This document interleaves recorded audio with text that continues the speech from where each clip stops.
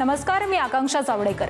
महासप्ताह या आमच्या महाराष्ट्र विशेष बुलेटिनमध्ये तुमचं अगदी मनापासून स्वागत। या विशेष बुलेटिनमध्ये आपण आढावा घेणार आहोत या आठवड्यातल्या राज्यभरातील ठळक घडामोडींचा।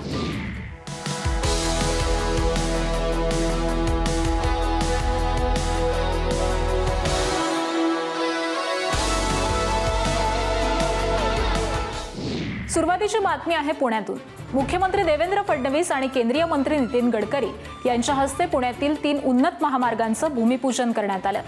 पुणे शहरामधून पुरंदरपर्यंत मेट्रो सेवा सुरू करण्यात येणार असल्याची महत्त्वपूर्ण घोषणा मुख्यमंत्री देवेंद्र फडणवीसांनी केली आहे।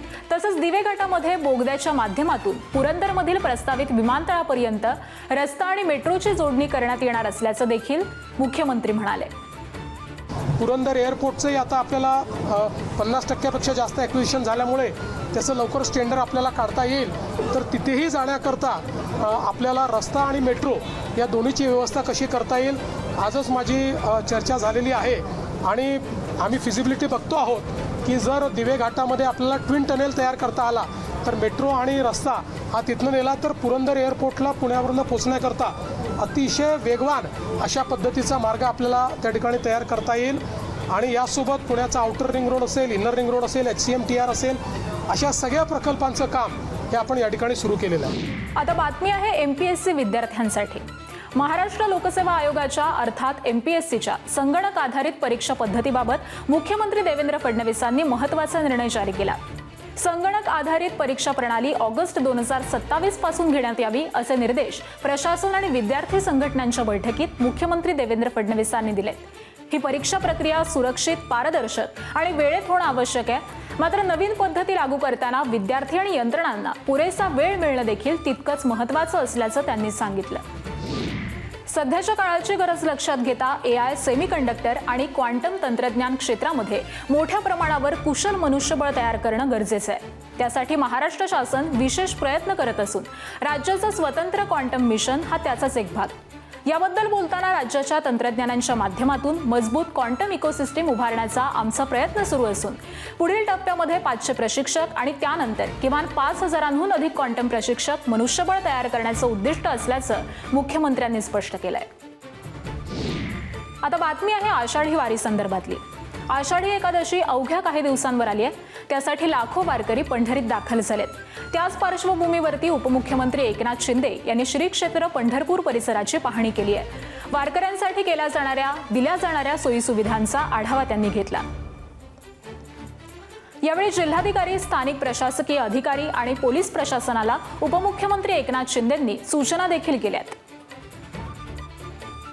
कुठल्याही परिस्थितीमध्ये वारकऱ्याला त्रास होणार नाही, त्याची गैरसोय होणार नाही, जबाबदारी सरकारची आहे आणि प्रशासनाची ती आम्ही पार पाडू।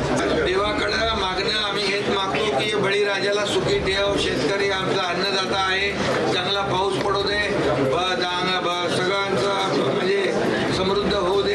शेतकरी बळीराजा, कधी पण आम्ही शेतकऱ्यासाठी बळीराजा हा आमचा सगळ्यात महत्त्वाचा घटक आहे आणि म्हणून मी नेहमी म्हणतो सरकारच्या तिजोरीवर पहिला अधिकार बळीराजाचा आणि त्याला सुखी करण्याचं साकडं घातलेलं आहे। वळूयात पुढच्या बातमीकडे। नीटच्या 2026च्या परीक्षेत बारामतीतील विद्यार्थिनी श्रावणी कुदळे हिनं 720 पैकी 710 गुण मिळवत महाराष्ट्रात प्रथम क्रमांक पटकावला। तसंच संपूर्ण भारतात मुलींमध्ये प्रथम येत बारामतीचं नाव देशभरामध्ये उज्ज्वल केलं। या उल्लेखनीय यशाबद्दल उपमुख्यमंत्री सुनेत्रा पवार यांनी व्हिडिओ कॉलद्वारे संवाद साधत तिचं अभिनंदन केलं। तसंच तिच्या यशामागे मोलाचं योगदान असलेल्या शिक्षकांचं देखील अभिनंदन केलं। हॅलो श्रावणी, खूप खूप अभिनंदन तुझं। उत्तम म्हणजे अगदी आमची सगळ्यांची बारामतीकरांची मान उंचावलेली आहे, त्यामुळे आम्हाला सगळ्यांनाच खूप आनंद झालेला आहे। बारामतीकरांतर्फे, आम्हा पवार कुटुंबातर्फे तुम्हाला खूप खूप शुभेच्छा। नमस्कार सर। हा, आपली विद्यार्थिनी छान, तिने अगदी देशामध्ये पहिला नंबर मिळवून खूप खूप सगळ्यांची मान उंच केलेली आहे। त्यामुळे तुमचा वाटा नक्कीच मोठा आहे, त्यामुळे तुम्हालाही खूप खूप शुभेच्छा। या बातमीसह या विशेष बुलेटिनमध्ये आज वेळ झाली इथेच थांबण्याची। ताज्या घडामोडींसाठी पाहत रहा ABP माझा।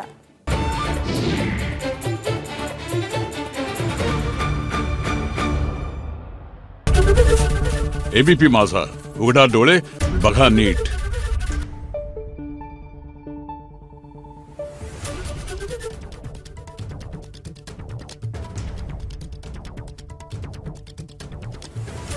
आहे